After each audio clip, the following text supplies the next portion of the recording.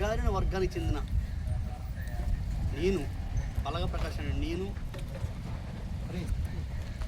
టెక్కలలో భూమిని స్వర్ణకారుల దగ్గర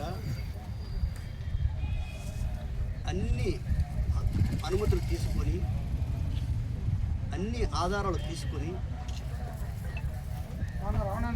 కోర్టు ఇచ్చిన ఉత్తర్వులతో నేను రిజిస్ట్రేషన్ చేసుకున్నాను.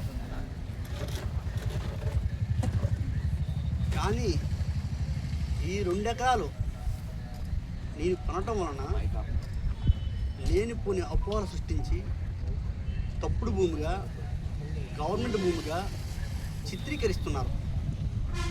అంటే దళితుల భూమి కొనకూడదా అని అడుగుతున్నాను.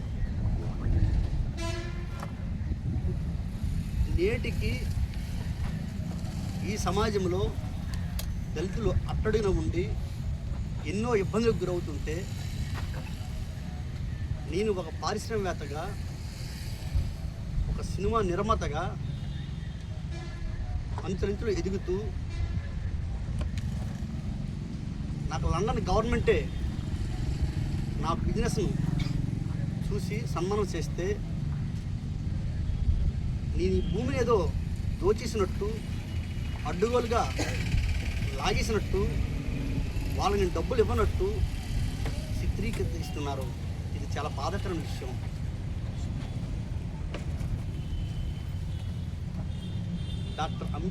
డాక్టర్ బిఆర్ అంబేద్కర్ ఇచ్చిన సూచనల ప్రకారం ఆశల ప్రకారం దళితుడికి భూమి ఉండననే లక్ష్యంతో టెక్కల్లో 2 ఎకరాలు లేగలోకి తీసుకున్న తర్వాత కొనుగోలు చేశాను. అలాగే ఈ భూమి ఈ ల్యాండ్ ప్రతి ఒక్కరు సొసైటీ ల్యాండ్ అంటున్నారు, గవర్నమెంట్ ల్యాండ్ అంటున్నారు.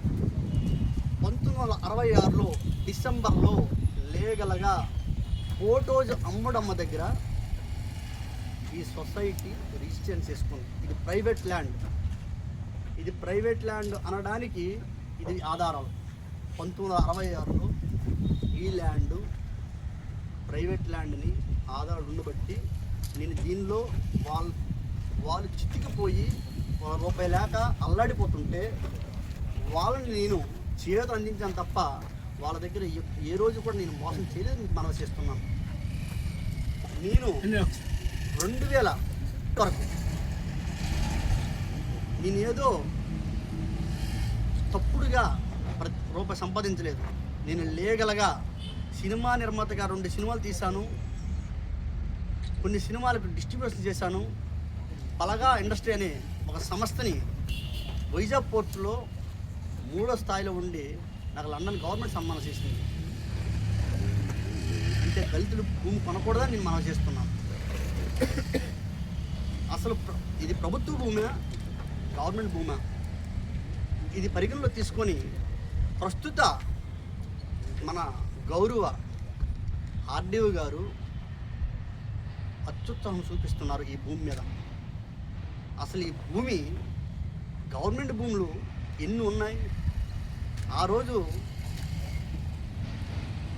అక్కడ బీఆర్ఓపై దాడి జరిగితే ఆ కాలనీలో ఈరోజు వరకు వారిని స్పందించని ఆర్డీఓ గారు నా భూమిపై నాకు ఫోన్ చేసి బెదిరించడము, నీవు పని ఆపనడము, ప్రైవేటు భూమి మీద ఎందుకు అంత అత్యుత్సాహం చూపిస్తున్నారని నేను ప్రశ్నిస్తున్నాను.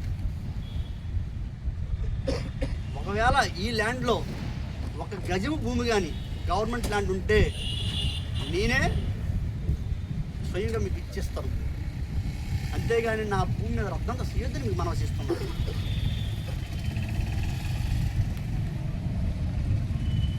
లీగల్గా 5,32,40,000 రూపాయలు ఇచ్చి నేను రిజిస్ట్రేషన్ చేసుకున్న తప్ప ప్రతి పైసా కూడా నా బ్యాంక్ అకౌంట్ నుండే వాళ్ళకి వెళ్ళింది తప్ప నేను ఎక్కడా చిన్న పొరపాటు కూడా చేయలేదు. ఈ భూమి అంతా రిజిస్ట్రేషన్ అయ్యాక గౌరవ సబ్ కలెక్టర్ గారు కన్వర్షన్ కూడా చేయించారు. కన్వర్షన్ అంటే ఒక గుడికి దేవుడి విగ్రహం పెట్టాక దాన్ని ప్రతిష్ట